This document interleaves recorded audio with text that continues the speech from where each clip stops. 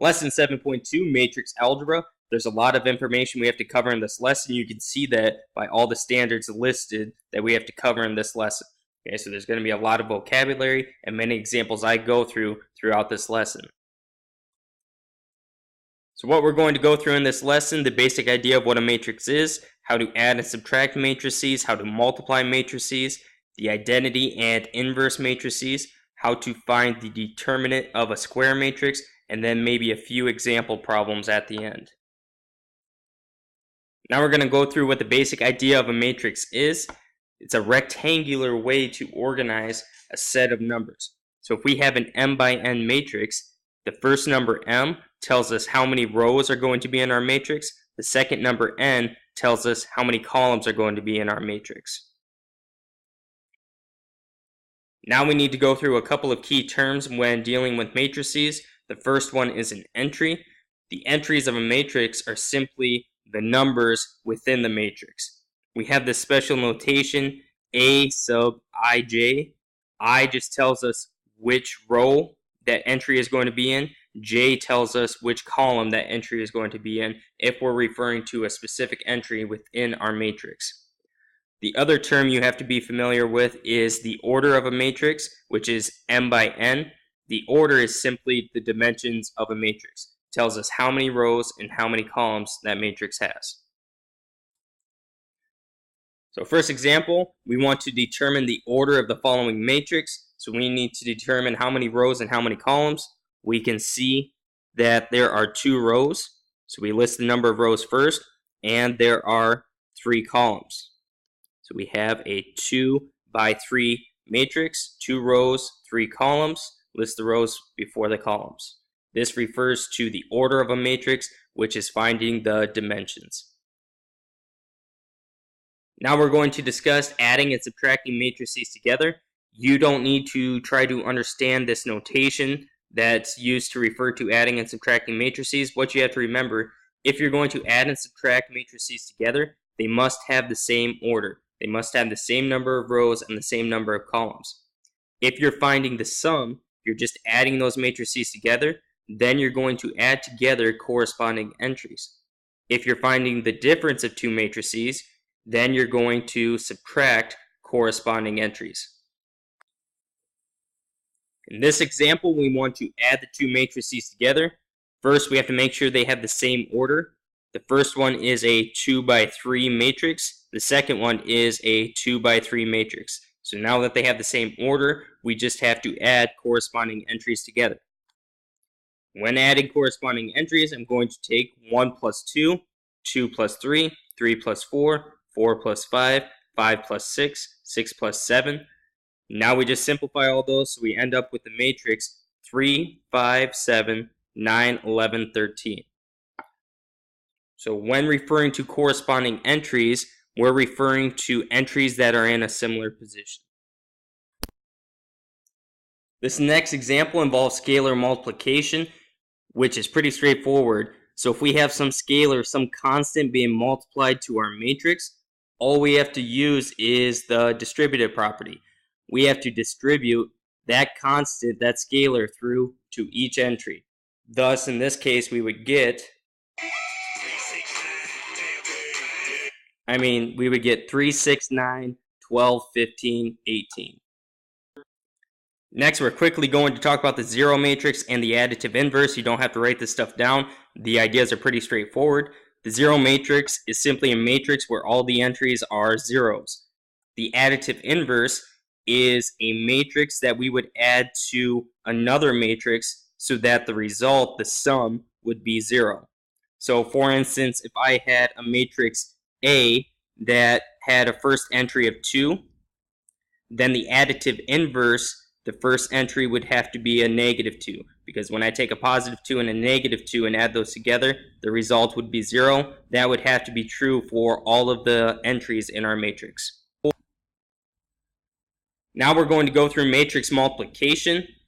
The first thing you have to do if you're going to multiply 2 matrices together is to make sure they are defined, which means that the number of columns of the first matrix has to be equal to the number of rows of the second matrix. If those two are not equal, then you cannot multiply the matrices together. They are undefined. If the two matrices can be multiplied together, then if you take the rows of the first matrix and the columns of the second matrix, if you combine those are going to be the dimensions of your product. So in this case, the product would be an M by N matrix. So for an example, we want to find the product of AB if possible. We have matrix A and matrix B. So first thing, we need to find the order of each matrix. Matrix A is a 2 by 3. Matrix B is a 3 by 2. So we need to check the number of columns of our first matrix and the number of rows of our second matrix. If those two values are equal, which they are, that means this product is possible. These matrices are defined.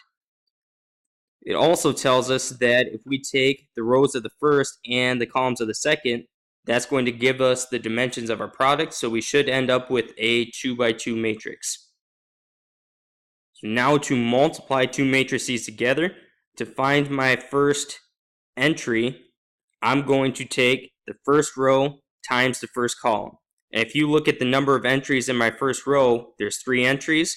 And if you look at the number of entries in the first column, there's 3 entries. You're going to multiply the first 2 entries together, then you're going to multiply the second 2 entries together, then we're going to multiply the last 2 entries together. So we would take 1 times 1 to get 1. We're going to add to that 2 times 2, which is 4. And we're going to add to that 3 times 0, which is 0. And when we take that sum, that gives us the first entry for our product. Now we're going to take the first row times the second column. Again, we have 3 entries and 3 entries. So 1 times 0, we would get 0. Plus 2 times 1, we would get 2. And 3 times negative 1, we would get negative 3. Now we would go through and use a similar idea. First, multiplying the second row by the first column. And when you multiply the second row by the first column, you get 0, 2, and 0. And then if you multiply the second row by the second column, you get 0, 1, and 1. Now simplifying all those entries, we would get the product to be 5, negative 1, 2, and 2. Next, we're going to discuss the identity matrix, which is going to lead us into inverses. So if we have an n by n square matrix, the identity matrix is going to consist of values of 1 along the main diagonal, and then entries of 0 for every other entry. So identity matrix, 1's along the main diagonal, and 0's for every other entry.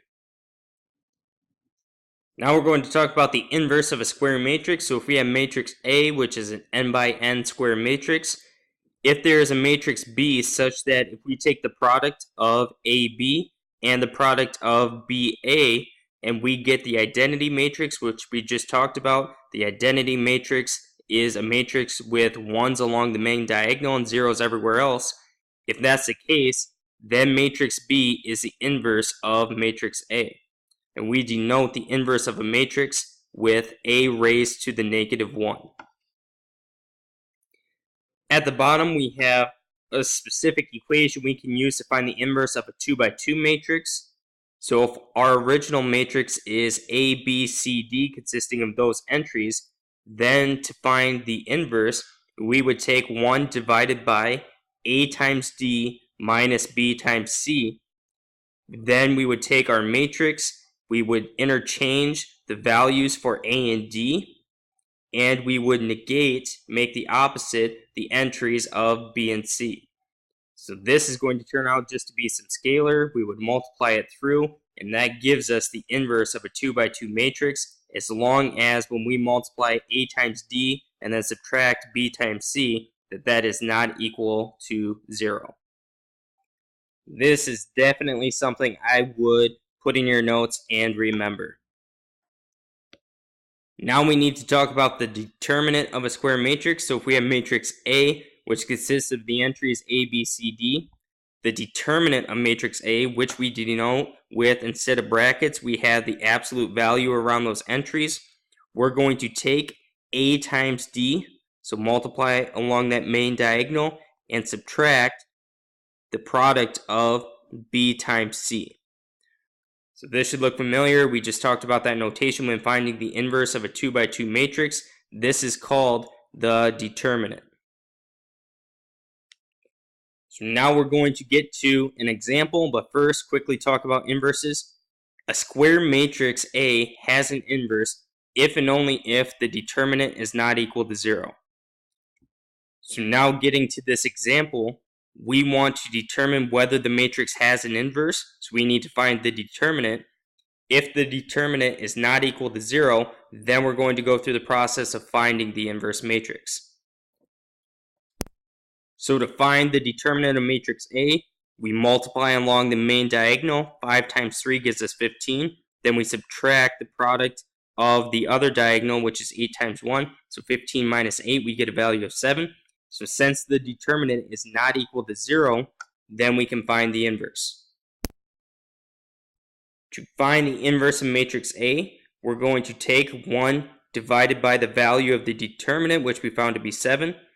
We interchange the values along the main diagonal. So we interchanged 5 and 3. We negated the values along the other diagonal. So that's why we have negative 8 and negative 1. Now we just have to multiply through the scalar that we have, which is 1/7. Thus we end up with 3/7, negative 1/7, negative 8/7, and 5/7. This is the inverse of matrix A. To end this lesson, we're going to talk about some properties of matrices. You don't have to write these down. We've gone through these types of properties before: commutative, associative, and identity. What you need to remember from this slide is the commutative property for multiplication.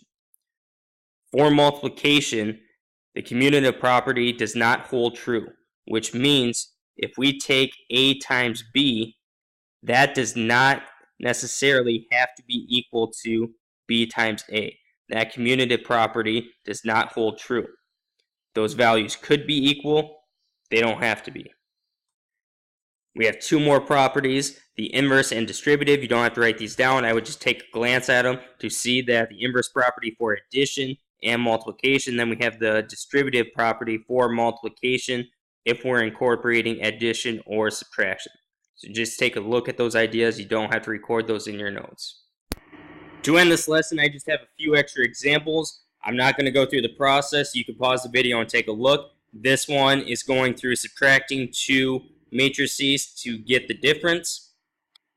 This one incorporates matrix multiplication. So we have matrix A times matrix B. You can glance through this to make sure you understand where all these values came from.